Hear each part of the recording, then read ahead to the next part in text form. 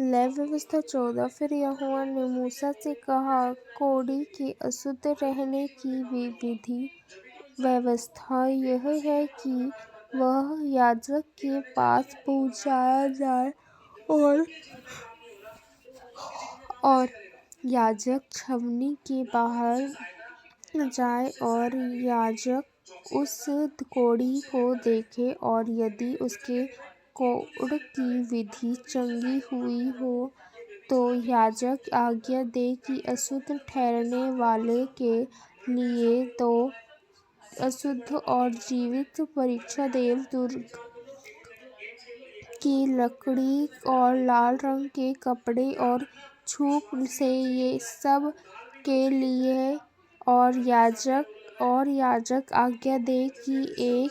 पक्षी बहुत ही लाल रंग के ऊपर मिट्टी के पात्र में बलि किया जाए। तब वह जीवित परीक्षा को देवदार की लकड़ी और लाल रंग के कपड़े और जूफा इन सबों को ले कर एक संग उस परीक्षा के लहू में जो बहते हुए जल के ऊपर बलि किया गया है डुबा दे। और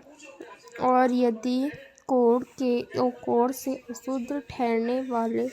वाले पर 7 बार छिड़का उसको अशुद्ध ठहराए, तब उस जीवित परीक्षा को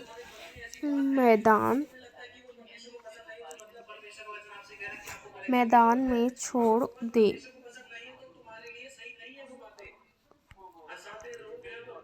और शुद्ध ठहरने वाले अपने वस्तु को छुए और सब बला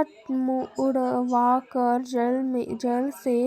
सनेट करे, तब वह अशुद्ध ठहरेगा। और उसके बाद वह छावनी के आने के पाए, परंतु 7वें दिन तक अपने डेरे से बाहर ही रहेगा। और 7वें दिन वह फिर डेरी और भयों को सब बाल मुड़ाए और सब अंग करवाए और अपने वस्त्रों को धोए और जल में आने करे, तब वह अशुद्ध ठहराए। तब और 8वें दिन वह तो निर्दोष पर के बच्चे और अन्नबलि के लिए तेल से सना हुआ एपोर का 3 दाहिये मैदे और लोज भर तेल ले। और अशुद्ध ठहरने वाला याजक इन वस्तुओं समेत उस वस्तु के होने वाले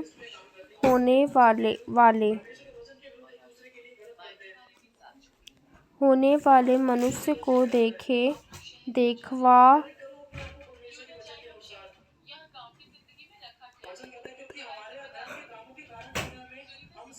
मनुष्य को यहोवा के सम्मुख मिलाप वाले तंबू के द्वार पर खड़ा करे। तब याजक का एक पेड़ का बच्चा लेकर एपसोप बलि के लिए उसे और उस लोज पर भर तेल को समीप लाए और इन दोनों को दिखलाने की भेंट के लिए यहोवा के सामने लाए। तब याजक एक भेड़ और बच्चे को उसी स्थान में चढ़ा वह पापबलि व होमबलि पशु का बलिदान किया व करे, अर्थात पवित्र स्थान में बलिदान करे। और क्योंकि जैसा बलिदान याजक का याजक का निचला भाग होगा, वैसा ही दोषबलि भी उसी का निर्जल भाग ठहरेगा, वह परम पवित्र है। तब याजक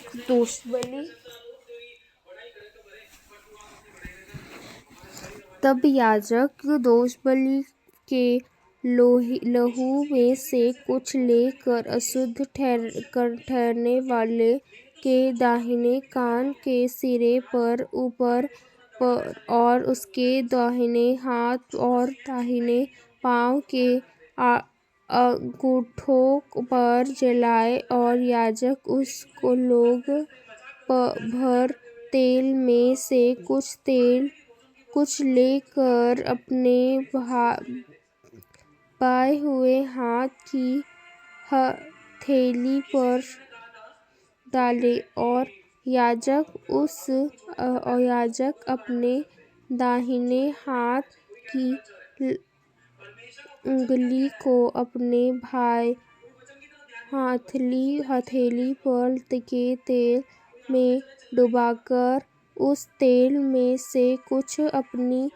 उंगली से यहोवा के सम्मुख 7वें बार छिड़के, और जो तेल उसकी हथेली पर रह जाएगा, याजक उस में से कुछ अशुद्ध ठहरने वाले के 7वें कान के सिर पाए और उसके दाहिने हाथ और दाहिने पाँव के अंगूठों पर दोषबलि के ऊपर ले गए,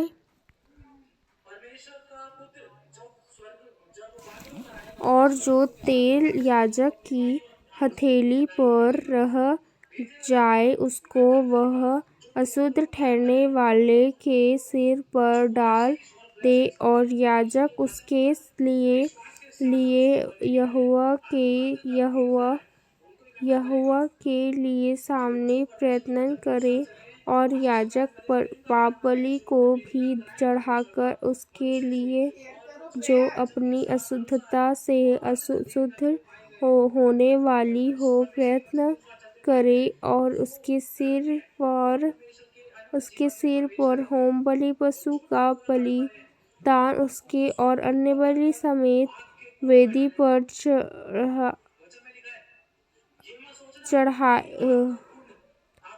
चढ़ाए, और याजक उसके लिए प्रार्थना करे और वह शुद्ध ठहरे। आमीन।